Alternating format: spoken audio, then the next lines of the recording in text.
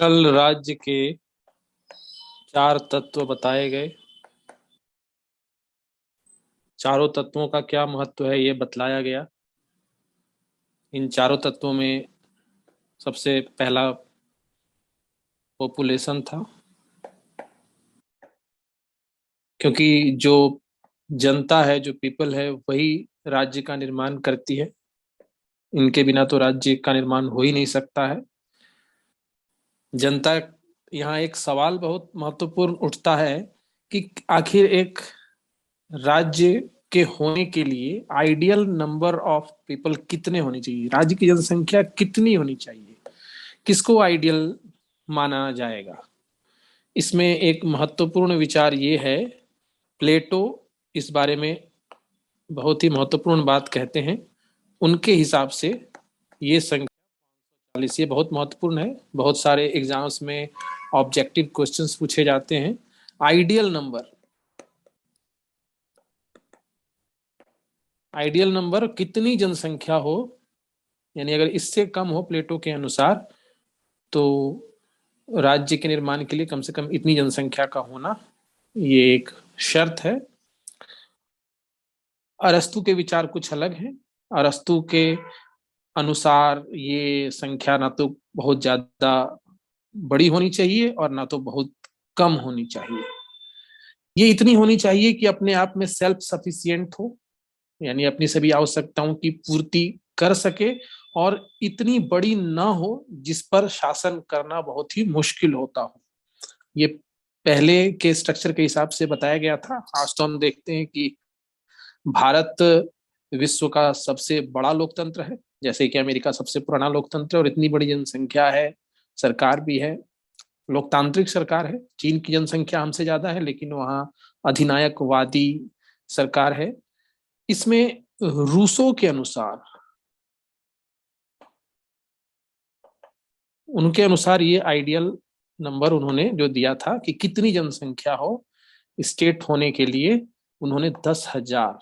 अभी सभी विचारक जो हैं, उनके विचार, अगर आज कोई विचारक होते तो वो कहते जनसंख्या कोई मैटर ही नहीं करता है। अगर आप देख लें तो क्या कभी किसी को अनुमान रहा होगा अरस्तु और प्लेटो के समय में कि एक देश ऐसा भी होगा जहां लोकतंत्र होगा और जहां की जनसंख्या करीब 150 करोड़ के आसपास पहुंच जाएगी।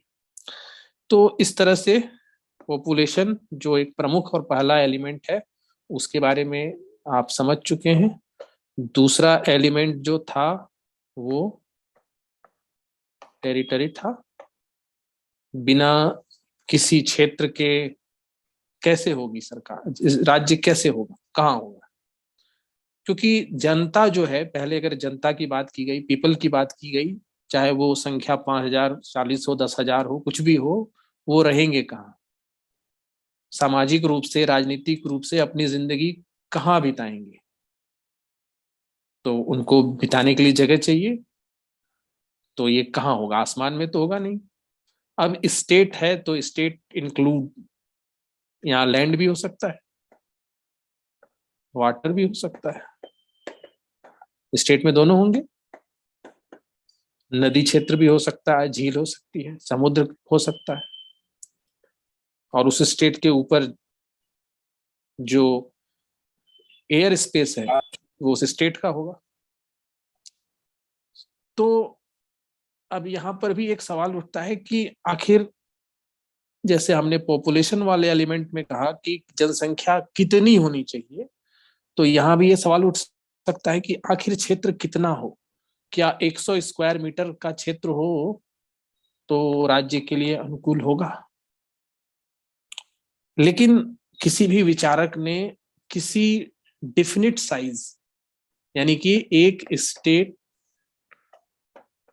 का एरिया कितना हो, इसके बारे में कोई डिफिनिट साइज के बारे में नहीं बताया है। अगर हम आज के समय में पूरे विश्व को देखें तो छोटा वेटिकन सिटी जैसा छोटा राज्य भी है, और क्षेत्रफल में सबसे बड़ा रूस।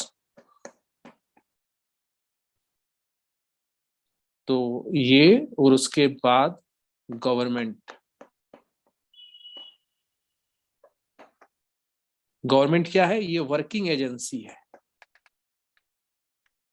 जो स्टेट है उसकी वर्किंग एजेंसी है, स्टेट किसके थ्रू काम करेगा, पॉलिटिकल ऑर्गेनाइजेशन है स्टेट का। इसी के द्वारा जो स्टेट में रहने वाली जनता की जो इच्छा है, जो विल है, उसके अनुसार जो ऑर्डर मेंटेन होता है, पब्लिक ऑर्डर मेंटेन होता है, जो लॉ है स्टेट के वो इन्फोर्स होती है। अगर राज्य में कोई कानून है तो वो कानून को लागू कैसे किया जाएगा, तो ये सरकार के द्वारा ही लागू किया जाएगा। और सरकार एक ऐसी चीज है जो राज्य के अस्तित्व में आने के पहले सरकार का अस्तित्व रहा था। मतलब जिस तरह के राज्य की बात हम कर रहे हैं, जब ये अस्तित्व में नहीं थे तब भी मानव समाज को नियंत्रित करने के लिए किसी न किसी फॉर्म में कोई गवर्नमेंट यानी कोई एक ऐसी अथॉरिटी जिसके नियम और कानून लोग फॉलो करते थे, इसकी व्यवस्था तो रही ही थी। और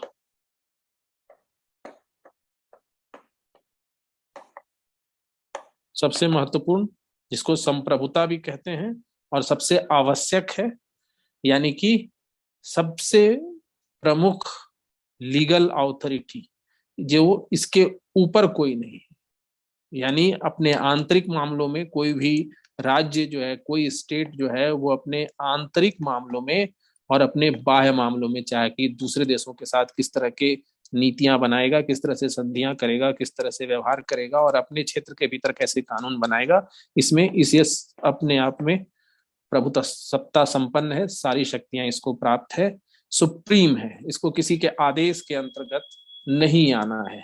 तो ये हमने कल समझा और अब आगे देखते हैं। Absence of any one of these elements nullify the state.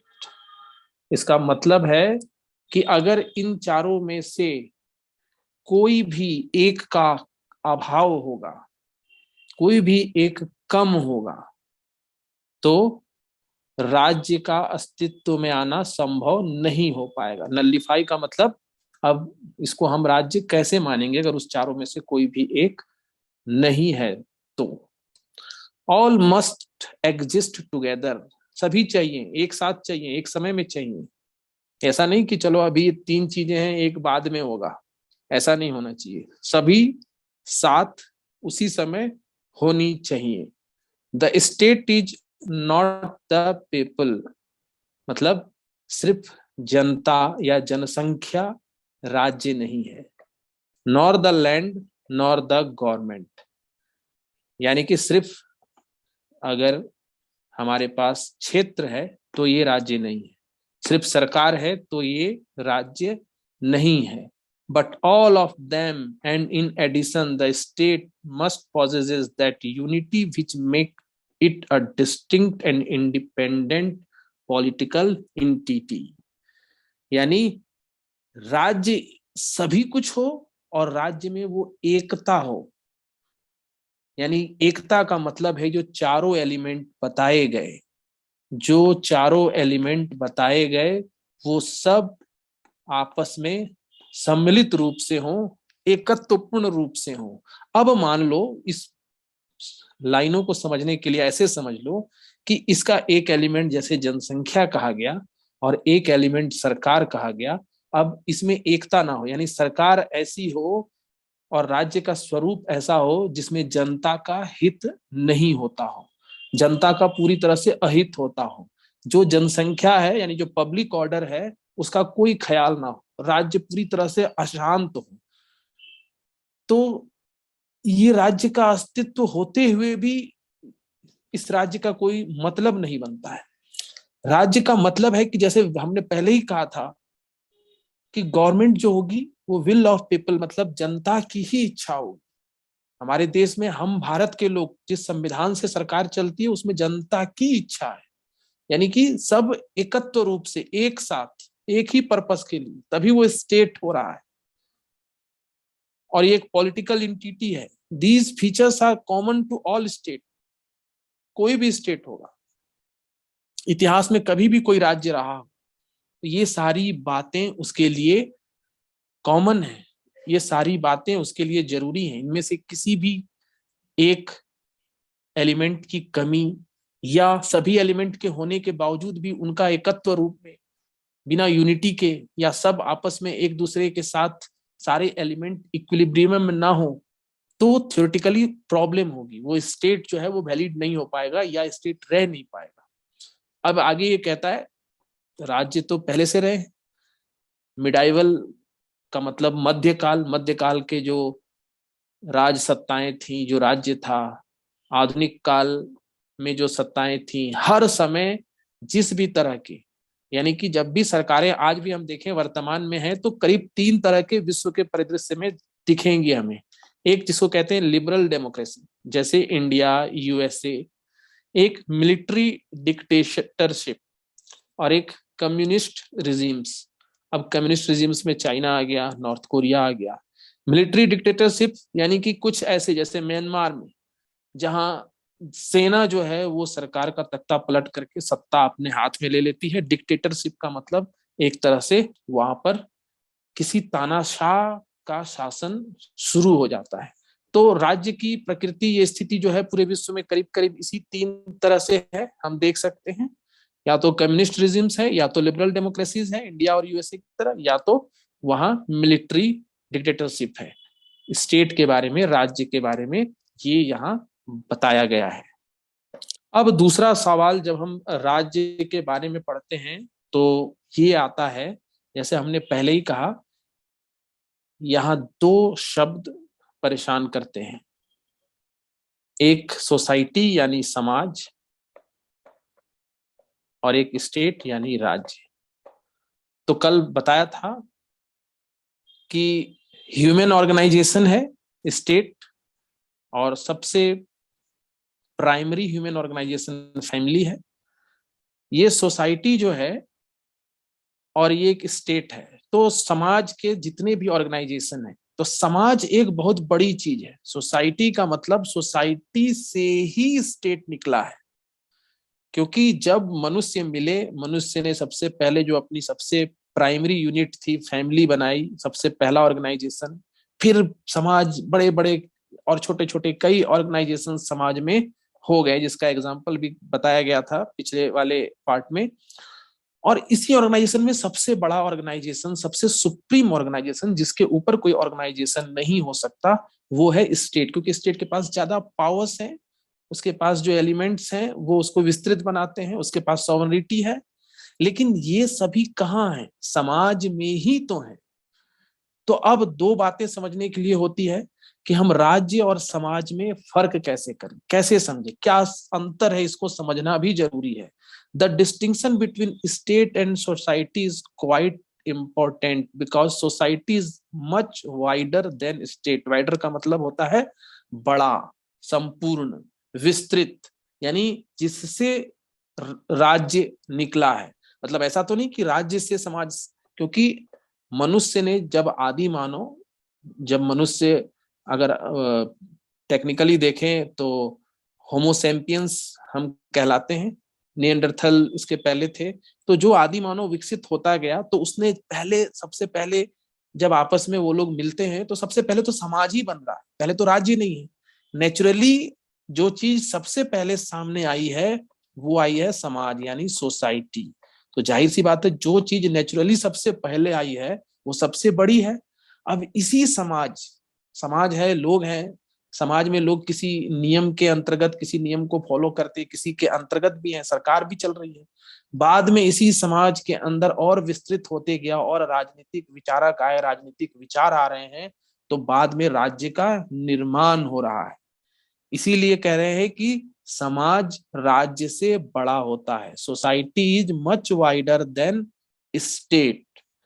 In a society, all the social institution and social relationship are included. समाज में सभी सोशल इंस्टीट्यूशन जैसे सबसे बेसिक इंस्टीट्यूशन फैमिली, ये एक संस्था है। दूसरा, रिलीजियस इंस्टीट्यूशन होते हैं, अलग अलग तरीके के मत होंगे, मत को मानने वाले लोग होंगे। फैमिली क्या होता है? एक समूह होता है, रिलेशनशिप होता है, आपस में जुड़े होते हैं वो लोग, एक दूसरे के दर्द को समझते हैं। उसी तरह से और ऊपर जाएंगे तो रिलीजन, ये भी लोगों को जोड़ता है, जुड़े होते हैं। एक धार्मिक स्थल, एक तरह की पूजा पद्धति, उसी से फिर बन जाता है हमारा कल्चर, यानी कि फिर भाषा भी है। भाषा के आधार पे भी लोग जुड़े होते हैं, भाषाई प्रेम होता है एक दूसरे से। आप अचानक अमेरिका के गलियों में घूमते हुए आपको कोई मिल जाए और वो किसी से बात कर रहा हो, का भाई का हाल है, और आप सुनेंगे कि ये हिंदी बोल रहा है, आप भी कहेंगे अरे यहाँ अमेरिका में हिंदी, तो तुरंत इंटरेक्शन हो जाएगा, ओहो इंडियन इंडियन, तो सारे अमेरिकन आपको अनजान लगेंगे, लेकिन भाषा प्रेम होगा तो एकता बन जाएगी। यहाँ पता नहीं चलता है, लेकिन जहां आपको अगर हमारे तरफ अगर कोई तमिल बोलता हो और अचानक ट्रेन में बस में उसको कोई दूसरा तमिल बोलने वाला मिल जाए और वो दोनों एक दूसरे को नहीं जानते होंगे, लेकिन जैसे ही उनकी भाषा आपस में मिलेगी क्या होगा, वो तुरंत एक दूसरे से रिलेटेड फील करेंगे। तो ये चीजें जो है, तो समाज में बहुत सारे सोशल इंस्टीट्यूशंस हैं और सोशल रिलेशनशिप है। रिलेशनशिप यही, रिलेशनशिप का मतलब सिर्फ ब्लड रिलेशनशिप नहीं, जैसे कि ये हमारा बेटा है, ये हमारी बहन है, ये हमारे पिताजी हैं, ये क्या हुआ, ब्लड रिलेशनशिप हुआ। उसके अलावा और भी रिलेशनशिप होते हैं, ब्लड टू ब्लड रिलेशनशिप। उसके अलावा और ऐसे रिलेशनशिप जो समाज में एक रिलीजन के होने के कारण हो, या एक भाषा के बोलने के कारण हो, या एक क्षेत्र में रहने के कारण हो। जैसे हम अगर झारखंड में हैं और अगर किसी अचानक केरल में अगर आप चले जाएं, आपकी भाषा अलग है और हो सकता है कोई संथाली बोलता हो लेकिन वो भी झारखंड का हो, और वहां पर मुलाकात हो जाए, हम भी झारखंड के आप भी झारखंड के, तो एक रिलेशनशिप जैसा लगेगा। आपस में एक दूसरे के मदद करने का मन करेगा, एक दूसरे के सहयोगी बन जाएंगे, वो एक इमोशनली अटैचमेंट बन जाता है। तो इस तरह के रिलेशनशिप कहाँ पाए जाएंगे, समाज में, क्योंकि हम सोशली एक दूसरे के साथ रिलेटेड हो जाते हैं। लेकिन जो स्टेट है वो क्या है कि समाज के जो ये बहुत तरह के एस्पेक्ट जो है, एस्पेक्ट का मतलब होता है कि जो पहलू है, ये सब समाज का पहलू है। सोशल रिलेशनशिप हुआ या इस तरह के जो भी सोशल इंस्टीट्यूशंस हुए या इस तरह की जो भावनात्मक एकता होती है, लेकिन समाज तो बहुत व्यापक है, बहुत बड़ा है, तो इसमें सब कुछ है। लेकिन जो राज्य है वो सिर्फ एक समाज का पहलू ही है, पूरा समाज नहीं है।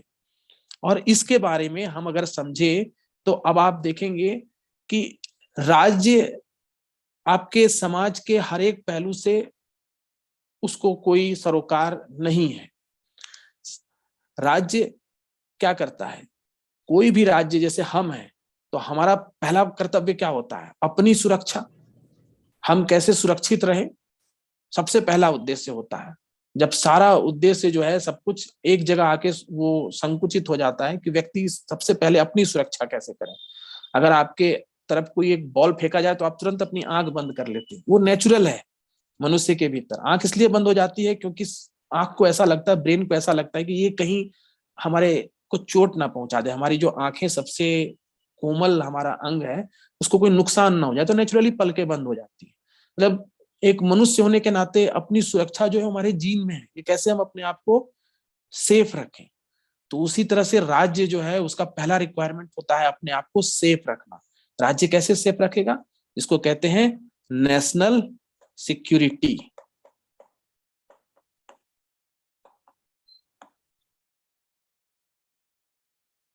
तो राज्य जो है ऐसा कैसे कर सकता है, अपने आप को सेफ कैसे रह सकता है, क्योंकि उसके पास संप्रभुता है। वहां जो हमने चार, संप्रभुता का मतलब सुप्रीम पावर है, समाज में का एक अंग है, एक पहलू है, लेकिन बहुत ही पावरफुल है। उसके पास इंस्टीट्यूशंस हैं, उसके पास मिलिट्री है, उसके पास पुलिस है, उसके पास जज हैं, उसके पास ब्यूरोक्रेट्स हैं, उसके पास एक ग्रुप ऑफ पीपल है जिसको हम सरकार कहते हैं, जो अपने हिसाब से नीति और नियम बनाते हैं, जिसको जनता के विल के द्वारा वहां पर सरकार बनाने के लिए, नियम बनाने के लिए जनता चुनती है।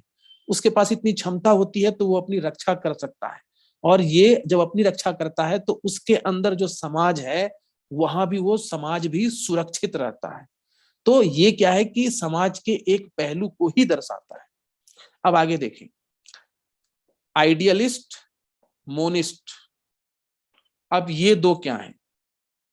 तो आइडियलिस्ट कहते हैं उदारवादी को, और ये क्या कहते हैं कि politics have not made any distinction between society and state. but the liberal writer makes such a distinction and content that the state is the servant of society and is within the society. State is the servant of society.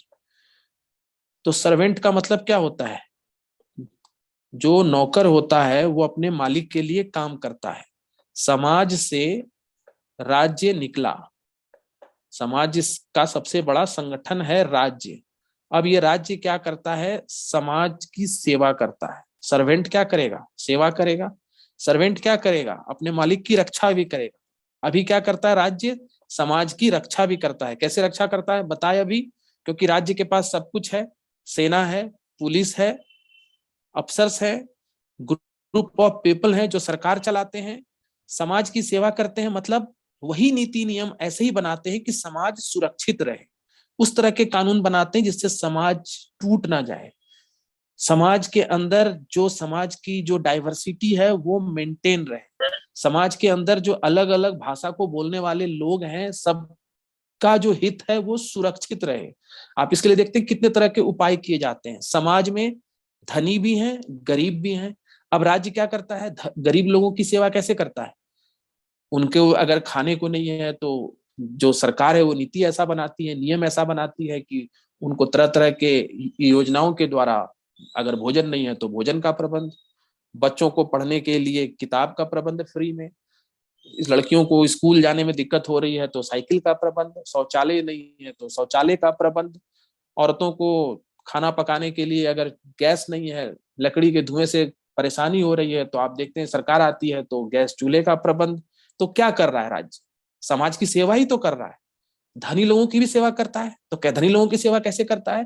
तो धनी लोगों को क्या चाहिए? अच्छा business करने के लिए अच्छा इंफ्रास्ट्रक्चर चाहिए, अच्छे तरीके से माल आए जाए, इसके लिए बढ़िया एयरपोर्ट चाहिए, बढ़िया सड़कें चाहिए, अलग अलग तरीके के बढ़िया बंदरगाह चाहिए, टेक्नोलॉजी चाहिए अपने देश के अंदर, मशीनों को मंगाने की, माल को भेजने का प्रबंध चाहिए, टैक्स में भी अलग तरीके की बेनिफिट चाहिए। यानी राज्य का काम है समाज में चाहे धनी हो, गरीब हो, अमीर हो, हर तरह के लोग हों, सबको अधिकार भी देता है समाज। सबको वोट देने का अधिकार है, एक ही वोट सभी देंगे। जिसके पास जो नहीं है उसको, सबको समान अपॉर्चुनिटी है। तो ये क्या कर रहा है? सेवा ही तो कर रहा है। State is the servant of society and is with in the society. समाज का ही अंग है, समाज के ही भीतर है। सबसे बड़ा ऑर्गेनाइजेशन तो है, समाज से ही निकला है। और क्या कर रहा है? समाज की सेवा कर रहा है, समाज की रक्षा कर रहा है। यहां तक समझ में आया? कोई दिक्कत पूछो। सर एक एक क्वेश्चन है कि समाज बड़ा है या राज्य? समाज, अभी तो हमने ये बताया कि समाज राज्य से कहीं बड़ा होता है। समाज में सभी सामाजिक संस्थाएं और सभी सामाजिक संबंध हैं, लेकिन राज्य तो समाज का एक पहलू ही मात्र है ना। The society is much older than the state. पहले अंडा आया या पहले मुर्गी आई? वही पुराना क्वेश्चन। क्या जवाब है? पहले मुर्गी फिर अंडा। देखो, ये बोल रही है पहले मुर्गी आई फिर अंडा। कोई कहेगा पहले अंडा आई तब मुर्गी, वरना अंडा के बिना मुर्गी कहां से आई? है ना? जी सर। लंबा डिबेट है, लंबा डिबेट है ना। तुमने कहा मुर्गी आई और कोई कहेगा कि नहीं पहले अंडा, तो तुम उसको कैसे गलत साबित करोगे या खुद को कैसे सही साबित करोगे? लेकिन यहाँ पर वैसी स्थिति नहीं है। यहाँ पर सोसाइटी यानी समाज is much older than the state, क्योंकि यहाँ कोई तर्क की बात नहीं है। जब मनुष्य अपने ऐसे अस्तित्व में था जहां उसको ये ज्ञान नहीं था कि किस तरह से परिवार बनाना है, किस तरह से हमें इकट्ठा रहना है, या उस तरह के साधन नहीं थे, तो समाज था ही नहीं। तो सबसे पहले जब समाज बन रहा है, जैसे बता दिया गया कि सबसे बेसिक यूनिट तो फैमिली, जैसे फैमिली बनी, 2-3 फैमिली, उसी फैमिली के ब्रांचेज, तो वो समाज हो गया। और फिर बाद में, पहले तो समाज बना, बाद में आगे चल के हजारों सालों के बाद स्टेट। स्टेट का मतलब क्या है? स्टेट का मतलब मान लो कि कई सारे लोग मिल गए, समाज बन गया। लेकिन ऐसे समाज कई जगह बन गए, तो ये समाज अगर इसको प्रभावित करेगा, और ये नहीं चाहता है कि ये हमको प्रभावित करे, तो इसको अपने आप ही अपने सारे निर्णय लेने के लिए जो चाहिए वो क्या है? वो शक्ति चाहिए। तो इसको क्या कहा जाएगा? वो चीज हो जाएगी इसमें सॉवरेनिटी यानी संप्रभुता। जहां से ऐसा एलिमेंट शुरू हो गया, ये राज्य हो गया।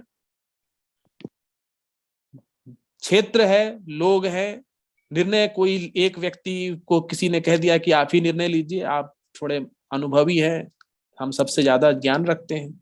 कोई ऐसा समाज कहीं और भी बन गया, यहाँ भी क्षेत्र है, लोग है, कोई ऐसा व्यक्ति, आप ही निर्णय लीजिए, आप ही ज्यादा समझदार है। लेकिन ये समाज अगर अब यहाँ पर एक और चीज चाहिए क्या, संप्रभुता का मतलब इसको पूरी छूट हो, ये अपने निर्णय खुद ही ले पाए, कोई उस पर दबाव ना डाल पाए, और दबाव डालने की कोशिश करे तो ये उसका विरोध कर सके। मतलब अगर भारत को पाकिस्तान कहेगा कि सुनिए ऐसा कीजिए कि आप अपने देश में जो है टैक्स रेट कम कर दीजिए, तो क्या भारत मानेगा? ये तो तभी पॉसिबल है ना कि अगर चीन कहे कि अच्छा ऐसा कीजिए कि आपके देश में जो है वो वोटिंग की उम्र क्या है अभी 18 साल है, उसको फिर से बढ़ा के 20 साल कर दीजिए, तो भारत मानेगा? नहीं मानेगा। क्योंकि नहीं। और अगर चीन कहेगा नहीं आपको करना ही पड़ेगा, तब तो एक ही उपाय है कि ठीक है लड़ाई होगी, युद्ध में हमको हरा दो, तभी तो हम तुम्हारा मानेंगे। अगर हरा देगा, अगर हम हार जाएंगे, डिफीटेड हो जाएंगे, तो चीन अपना कानून थोप देगा। तो उसके लिए हमारे पास क्या है, क्षमता है, सेना है, मिलिट्री है। तो वैसी स्थिति जहां आई कि इसने कहा कि सुनो हम जैसा कहते हैं वैसा ही करो, इसने कहा हम नहीं करेंगे, अगर दम है तो हमसे टकरा कर देख लो। तो इस समय इसके पास क्या आ गया, संप्रभुता आ गया। तो संप्रभुता आ गया तो एक तरह से राज्य का अस्तित्व हो गया। अब इसको पता है यहाँ तक तुम मत घुसना, यहाँ तक मेरी बाउंड्री है। ये भी कह दिया यहाँ से तुम मत घुसना, यहाँ तक मेरी बाउंड्री है। राज्य यानी अब आपको समझने में कोई दिक्कत है कि समाज पहले आया, समाज बड़ा है, समाज तो सब कुछ है, सभी कुछ समाज है, और बाद में राज्य आया। समझ में आया ना? यहाँ तो अंडा मुर्गी वाली स्थिति है नहीं। तो सर दोनों में अंतर क्या है? अंतर है, देखो आगे इसी में लिखा हुआ है, does not have the 4 elements like the state. 4 element हम पहले बताए, जनसंख्या, क्षेत्र, सरकार और संप्रभुता। समाज के पास ये चारों एलिमेंट क्या लिखा है, नहीं होते, क्योंकि स्टेट के पास चारों एलिमेंट होते हैं। समाज तो हो सकता है ऐसे, अब देखो 1947 के पहले भारत, पाकिस्तान और बांग्लादेश सभी एक थे। 47 में जब हम अलग हुए, आजाद हुए, तो बंटवारा हो गया, भारत बन गया और पाकिस्तान बन गया, वही पाकिस्तान का टुकड़ा बांग्लादेश बन गया। तो अब आप देखेंगे कि समाज तो एक ही था पूरा, स्टेट बदल गया स्टेट के रूप में। अभी नेशन स्टेट पढ़ेंगे तो फिर वहां पर और समझेंगे, फिर थोड़ा सा कंसेप्ट अलग हो जाएगा। यहां लिखा था state is highly organized institution with sovereignty. सबसे महत्वपूर्ण है स्टेट का सॉवरेनिटी।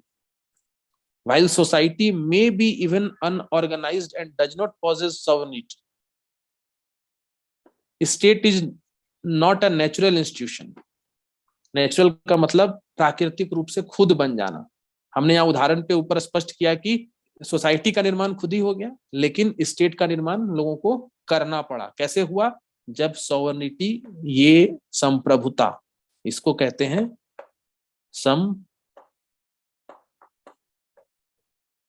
संप्रभुता, अपने निजी और बाह्य मामलों में खुद निर्णय लेने की क्षमता, ये चीज आया, इसी ने समाज से स्टेट को अलग कर दिया। और pluralists have always given importance to the distinction between state and society because they regard the state merely as an institution। अब pluralist और लिबरल क्या है, इसको समझेंगे। ये कहता है कि 2 तरह के विचारक हैं, एक को बहुलवादी कहते हैं और एक होते हैं उदारवादी। तो बहुलवादी, उदारवादी दोनों इस बात को मानते हैं कि समाज अलग है, राज्य अलग है, और राज्य को, समाज के बहुत सारे जो संस्था हैं उसमें से राज्य को भी एक संस्था मानते हैं, जो समाज के कुछ विशेष हित की पूर्ति करता है। वो हित क्या है वो भी हम बता दिए पहले, कि वो हित ये हो सकते हैं कि समाज के लोगों में सुरक्षा रहती है, समाज के लोगों में पब्लिक ऑर्डर यानी शांति बनी रहती है, समाज में जो अलग अलग तरह के वर्ग है सबके लिए वो विशेष तरह से हित का कार्य करता है, समाज में जो अलग अलग तरह की डाइवर्सिटी है उसको वो बचाए रखता है। ये सब हो गए स्पेसिफिक इंटरेस्ट समाज के, यानी कि समाज का एक नेचुरल नहीं, मैन मेड इंस्टीट्यूशन है स्टेट, जो समाज से अलग है और समाज के स्पेसिफिक इंटरेस्ट को बनाए रखता है। अब देखो ये क्या कहता है, ध्यान दो, government is one of the constituent of the state. 4 element जो बताए राज्य के 4 एलिमेंट जो बताए, उसमें से एक है क्या, सरकार। क्लियर, हर लाइन को अच्छे से समझो। But the two terms state and government have been indiscriminately used for each other. Each other का मतलब कि कभी हमेशा ऐसा होता है कि हम राज्य की जगह सरकार शब्द से ही काम चला लेते हैं, और कभी कभी सरकार की जगह राज्य शब्द का ही प्रयोग कर लेते हैं। राज्य ने ऐसा कानून बनाया, कभी कहते हैं सरकार ने ऐसा कानून बनाया, कभी कहते हैं कि राज्य जनता पर अत्याचार कर रहा है, कभी कहते हैं सरकार जनता पर अत्याचार कर रहा है। तो मतलब राज्य और सरकार, सरकार क्या है, राज्य के 4 तत्वों में से एक तत्व है, लेकिन कभी कभी हम राज्य की जगह सरकार और सरकार की जगह राज्य शब्द का प्रयोग करते हैं, और ऐसा हमेशा होता है। लेकिन matter, government is only an agency of the state. सरकार क्या है, राज्य का एक एजेंसी है। एजेंसी किसको कहते हैं, एजेंसी कहते हैं उसको जो उसके लिए काम करता है, राज्य के लिए, राज्य का जो दायित्व है, राज्य का जो कर्तव्य है, उसके लिए काम करता है। राज्य का दायित्व है अपने समाज की सुरक्षा करना, तो सरकार वो काम करेगी। युद्ध की स्थिति में सरकार निर्णय लेगी, युद्ध कर दो, सर्जिकल स्ट्राइक कर दो। समाज के अंदर जो अलग अलग तरह के लोग हैं उनके लिए काम करेगी, भाई खाना दे दो, भोजन दे दो, दवाई की व्यवस्था कर दो, करने वाली एजेंसी है। तो गवर्नमेंट यानी सरकार is only an agency of the state through which the collective will is formulated. Collective will का मतलब होता है expressed and executed. Collective will का मतलब कलेक्टिव यानी जनता की मिली जुली आवाज, कलेक्टिव विल। जैसे कि हम कहते हैं हम भारत के लोग भारत को एक प्रभुत्व संपन्न समाजवादी क्या क्या बनाना चाहते हैं, सबको न्याय दिलाना चाहते हैं, तो ये हम लोगों का एक कलेक्टिव विल है। Formulated, expressed and executed. Expressed का मतलब होता है जिसको अभिव्यक्त किया जाता है, और एग्जीक्यूटेड का मतलब होता है जिस कार्य को किया जाता है। एग्जीक्यूटेड का मतलब सरकार ने ये काम कर दिया, सरकार ऐसा करना चाहती है, सरकार ने ऐसा करके दिखाया। समझ गए, क्योंकि ऐसा क्यों कर रही है, क्योंकि जो देश है, जो राज्य बना है, उस राज्य में सभी जनता का एक सामूहिक इच्छा है कि इस राज्य को ऐसा बनाया जाए, बेहतर बनाया जाए, इस तरह की चीजों को दिया जाए, लोकतांत्रिक व्यवस्था हो, सबको न्याय मिले। In terms of stability, sovereignty and extensiveness, the state is in possession of all these rather than government। यानी कि स्थिरता, स्टेबिलिटी का मतलब स्थिरता, सॉवरेनिटी का मतलब संप्रभुता, और एक्सटेंसिवनेस का मतलब विस्तीर्णता के लिहाज से राज्य सरकार की बजाय ये सब चीजें रखता है। स्टेबिलिटी का मतलब हो गया कि लंबे समय तक बने रहना। हम 1947 में आजाद हुए और अभी तक हम अस्तित्व में हैं। पाकिस्तान भी 1947 में आजाद हुआ, लेकिन 1971 में इसके 2 टुकड़े हो गए, हमारे एक भी टुकड़े नहीं हुए। समझ गए, स्टेबिलिटी का मतलब स्थिरता, जैसे हैं वैसे ही बने रहें, टूट ना जाएं। समझे इसका मतलब? Yes sir. और अब हम यहाँ देखते हैं कि जैसे हमने पहले भी बताया कि राज्य तो अभी हाल में ही विकसित हुई संस्था है, और जो सरकार है वो बहुत पुरानी है। इसी बात को यहाँ कहा गया है, state is regarded as a recently developed institution while government is very old. Recently developed, अब ये रिसेंटली डेवलप्ड डजंट मीन कि अगर हम 2022 में हैं तो 2020 या 2019 में। अरस्तु प्लेटो के समय भी जिस सिटी स्टेट पोलिस की बात हुई, वहाँ वो स्टेट के संदर्भ में भी हम वो बात कर रहे हैं। लेकिन जब यहाँ गवर्नमेंट इज वेरी ओल्ड तो ये प्रिमिटिव ह्यूमन सोसाइटी की बात कर रहे हैं। किसी ना किसी फॉर्म में there is some person, some body of person who control the behavior of the persons in society, जो पब्लिक ऑर्डर को मेंटेन करते हैं, जो एक आर्बिट्रेटर की तरह काम करते हैं। अगर सोसाइटी में कोई जस्टिस को एस्टेब्लिश करना हो, इस तरह का जो फॉर्म है जो बहुत पहले से कहीं ना कहीं किसी न किसी रूप में एस्टेब्लिश प्रिमिटिव सोसाइटी में भी हो चुका था, must have developed some elementary form of government। elementary form यानी कि प्रारंभिक रूप, सरकार का एक प्रारंभिक रूप तो उस समुदाय, उस समय के समुदाय के आम जीवन पर नियंत्रण किस तरह रखा जाए। उस समय भी आम जीवन पर कोई ऐसी स्थिति ना पैदा हो जाए जिससे अशांति उत्पन्न हो, या समाज का जो एक समाज की जो सोसाइटी की स्टेबिलिटी है उस पर कोई खतरा हो, या समाज में जो जस्टिस है वो मेंटेन रखा जाए, या हर व्यक्ति सुरक्षित रहे। क्योंकि असुरक्षा की भावना ने ही सबको साथ लाकर समाज का जो कॉन्सेप्ट शुरू किया था। तो इस तरह के सामाजिक आम जीवन पर नियंत्रित रखने के लिए, नियंत्रण के लिए जो सरकार का प्रारंभिक रूप पुरातन मानव समाज, यही है प्रिमिटिव ह्यूमन सोसाइटी। जैसे हम होमो सैपियंस हैं तो उसके पहले निएंडरथल थे। तो ये जो वहां से जो कृषि समाज की शुरुआत हो रही है, जब से मनुष्य सामाजिक जीवन व्यतीत करने की तरफ आदि मानव से आ रहा है, उसी समय के इस फॉर्म की बात की जा रही है। have developed some form, elementary form of government to manage the common life of the community। Therefore, government is a necessary but not a sufficient condition for the existence of the state। यानी कि सरकार राज्य के अस्तित्व हेतु एक आवश्यक शर्त तो है। यानी कि 4 एलिमेंट जो राज्य के बताए गए, 4 एलिमेंट जो स्टेट के पहले डिपिक्ट किए गए, उसमें जो एक सरकार है, जो गवर्नमेंट है, वो स्टेट के लिए एक नेसेसरी कंडीशन है, उसका होना अत्यंत आवश्यक है। लेकिन सिर्फ उसी का होना सफिशिएंट नहीं है, यथेष्ट नहीं है। यानी ऐसा नहीं है कि सिर्फ सरकार है और बाकी जो एलिमेंट है, सॉवरेनिटी अगर नहीं हो, संप्रभुता नहीं हो, सरकार है तो सफिशिएंट है, नहीं। ये बताना चाहता है कि संप्रभुता का भी क्या महत्व है, क्योंकि संप्रभुता ही जो है वो समाज को भी राज्य से अलग करता है। प्लूरलिस्ट यानी बहुवादी जन। यहाँ 2 तरह के जनों की बात हुई, एक उदारवादियों की और एक बहुवादी जन की। तो दोनों अपने अलग विचारों को लेकर चलते हैं। दोनों जो है वो अलग तरीके से किसी भी इंस्टीट्यूशन को देखते हैं, किसी भी सोशल इंस्टीट्यूशन के बारे में अपनी धारणा बनाते हैं।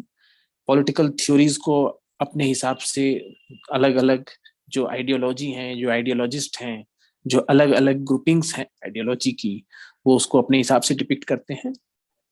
Pluralists do not make a distinction between the state and the other institutions of society। अब ये other institution of societies क्या होते हैं? Institutions of society को समझने के लिए, जैसे हम समझ चुके हैं कि society describes a group of people who live in a defined geographical area। एक defined geographical area में रहने वाले group of people जो है वही एक तरह से समाज बनाते हैं, जो एक कॉमन कल्चर को शेयर करते हैं। तो सोशल इंस्टीट्यूशन क्या है? पैटर्न ऑफ सोशल ऑर्डर है, जो सोशल नीड्स हैं उसको फॉलो करते हैं। अब सोशल इंस्टीट्यूशन एजुकेशनल भी है, फैमिली सबसे बेसिक है, रिलीजन है, इकोनॉमिक, हेल्थ केयर रिलेटेड है। तो इस तरह के जो सोशल इंस्टीट्यूशंस हैं, तो यही बताना चाह रहा है कि pluralist do not make a distinction between the state and other institutions of society and maintain that the state is like any other association of society. राज्य भी समाज की जो अन्य संस्थाएं हैं उसी के तरह एक संस्था ही है, परंतु आमतौर पर राज्य अपनी संप्रभुता के कारण अन्य सामाजिक संस्थाओं से भिन्न होता है। और जो भी सामाजिक संस्था है, चाहे वो परिवार हो, चाहे वो धार्मिक संस्था हो, चाहे वो एक समाज का इकोनॉमिक इंस्टीट्यूशन हो या एजुकेशनल इंस्टीट्यूशन हो, जो अलग अलग तरह के सारे इंस्टीट्यूशनल हैं, ग्रुपिंग्स हैं, उनमें से किसी के पास संप्रभुता का तत्व नहीं है। संप्रभुता का तत्व राज्य को इन सब से अलग करता है, भिन्न करता है, और संप्रभुता का तत्व ही वो सबसे महत्वपूर्ण तत्व है जो राज्य को उभारता है, राज्य को एक तरह से स्टेब्लिश करता है। हर उदारवादी लोकतंत्र में राज्य संप्रभुता के भौतिक यंत्र, जो संप्रभुता है वो कैसे मेंटेन होती है? संप्रभुता यानी कि वो आंतरिक मामलों में और बाह्य मामलों में किसी सुप्रीम पावर या किसी अन्य अथॉरिटी के अधीन नहीं है, स्व निर्णय लेता है, अपने निर्णय को वो फॉलो करता है। वो स्टेट, उस पर किसी का बाहरी दबाव नहीं होता है, उसके पास उसके लिए मेटेरियल एपरेटस होते हैं, उसके पास ऐसे यंत्र होते हैं जिससे वो इस तरह से अपनी संप्रभुता को मेंटेन करता है और राज्य मजबूत होता है। इसमें प्रमुख है, अगर आंतरिक संप्रभुता के लिए पुलिस है, बाह्य संप्रभुता की रक्षा के लिए मिलिट्री है, सारे स्ट्रक्चर को मेंटेन करने के लिए ब्यूरोक्रेसी है, अगर कोई रूल्स एंड लॉ को वायलेट करता है तो उनके लिए प्रिजन है, और ये काफी शक्तिशाली होते चले जाते हैं। आज के समय में एक प्रभुता संपन्न राज्य के पास ज्यादा से ज्यादा भौतिक शक्ति, मटेरियल पावर होता है, जो किसी भी तरह के विद्रोहों को कुचल सकता है। ये तो अन्य संस्थाओं के पास नहीं होती। समाज के जो और अन्य संस्थाएं हैं, अदर इंस्टीट्यूशंस हैं, समाज में कई तरह की जो श्रृंखलाएं हैं इंस्टीट्यूशंस की, वो इस तरह की शक्तियों को नहीं रखती हैं।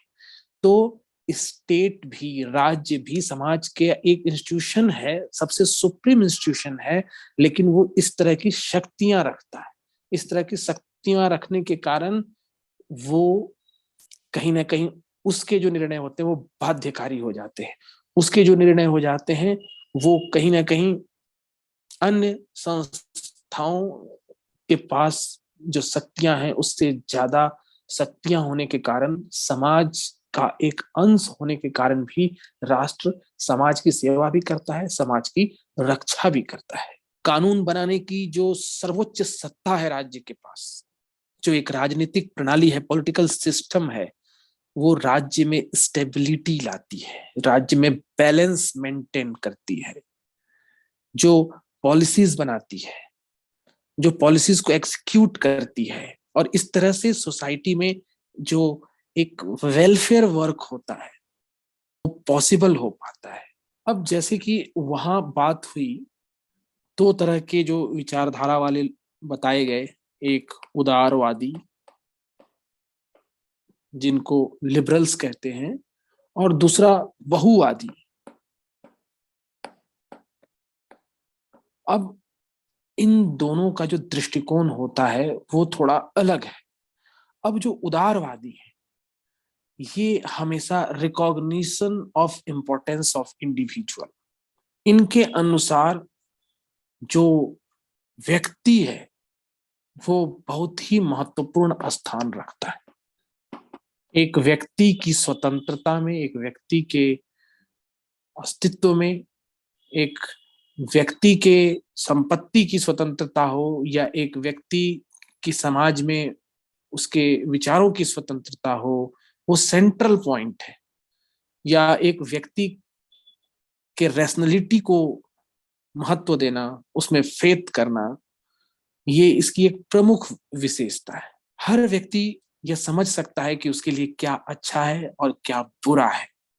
किसी भी व्यक्ति को इस बात के लिए बाध्य नहीं किया जाना चाहिए कि वो एक विशेष तरह के कन्वेंशन को फॉलो करे, एक विशेष तरह के सिद्धांतों को ही वो फॉलो करे।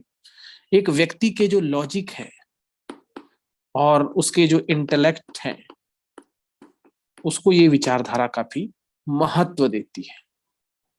Organised intellectual power of human individual वो बेसिस है ह्यूमन प्रोग्रेस का। ह्यूमन प्रोग्रेस और ह्यूमन डेवलपमेंट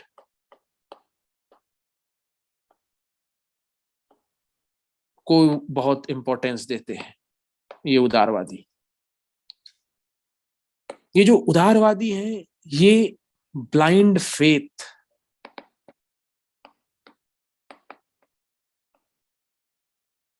और ट्रेडिशन इसको हमेशा अपोज करते हैं।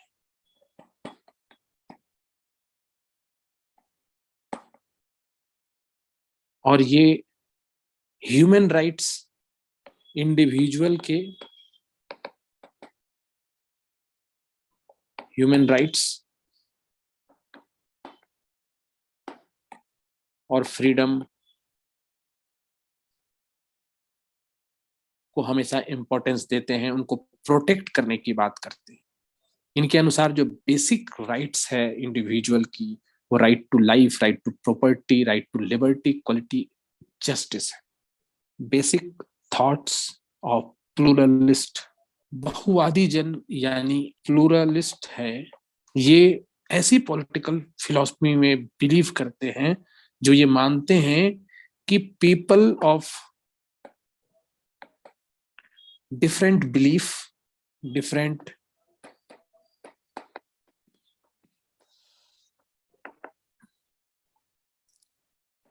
बैकग्राउंड और लाइफ स्टाइल, ये सभी साथ एग्जिस्ट कर सकते हैं, कैन को exist in same society and participate equally in the political process. ये प्लूरलिस्ट के जो विचार हैं, प्लूरलिज्म जो है इनके हिसाब से कि पीपल ऑफ डिफरेंट बिलीफ, अलग अलग तरह के मत वाले, अलग अलग तरह के बैकग्राउंड वाले, अलग अलग तरह के वर्ग वाले, अलग अलग तरह के लाइफ स्टाइल वाले, ये सभी एक समाज में कोएग्जिस्ट कर सकते हैं, पार्टिसिपेट कर सकते हैं इक्वली पॉलिटिकल प्रोसेस में। अब जो प्लूरलिस्ट स्कूल ऑफ थॉट है वो जिन 3 मुख्य बातों पर फोकस करता है वो है resources and hence potential power are widely scattered throughout society. यानी कि समाज में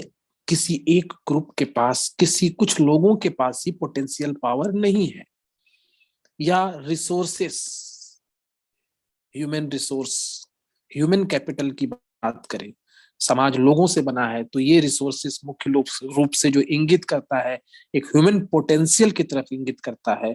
तो ये वाइडली स्कैटर्ड, सबके पास कुछ ना कुछ पोटेंशियल है, हर व्यक्ति एक ह्यूमन रिसोर्स है, पोटेंशियल पावर सबके पास है, पूरे समाज में ये वाइडली स्कैटर्ड है।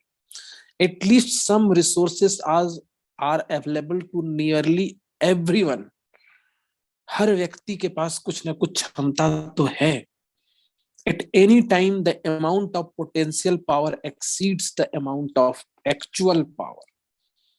जो पोटेंशियल पावर है, जिसमें जो क्षमता है, वो क्षमता जिसको अभी तक सामने नहीं लाया जा सका है, और जो एक्चुअल पावर यानी कि वो जो क्षमता जो अभी तक दिख रही है, तो जो नहीं लाया जा सका है सामने, जो पोटेंशियल पावर है, जिसके होने की संभावना है, जो इस तरह की क्षमताएं हैं समाज के सभी व्यक्तियों के होल सोल की बात की जाए उसकी, तो वो समाज के उस सोसाइटी के उस एक्चुअल पावर से कहीं ना कहीं ज्यादा है।